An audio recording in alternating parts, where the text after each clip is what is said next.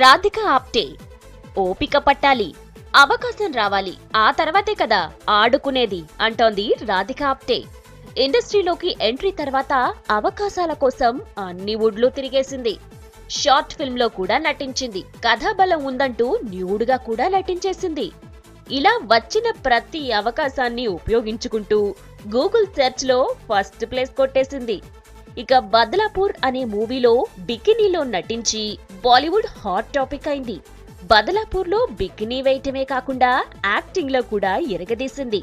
ఒక్కసారిగా పాపులర్ అయిన ఆప్టే కోసం ప్రొడ్యూసర్స్ క్యూ కట్టేశారట. డిమాండ్ ఉండగానే ఇల్లు చక్కదిద్దుకోవాలని డిసైడ్ అయింది. ఇంకేముంది, రెమ్యునరేషన్ భారీగా పెంచేసింది. ఇప్పటి వరకు 35 నుంచి 50 లక్షల వరకు మాత్రమే వసూలు చేసేది. ఇప్పుడు ఏకంగా 5 కోట్లు అడుగుతుందట. 10 రెట్లు పెరిగిన రెమ్యునరేషన్తో నిర్మాతలు కంగు తింటున్నారు. కొంచెం తగ్గించుకోవాలని రిక్వెస్ట్ చేస్తున్నారట. జాన్ తనయ్ అంటోంది బ్యూటీ, ఇస్తే 5 కోట్లు, లేకపోతే నో కాల్ షీట్స్ అంటుందట.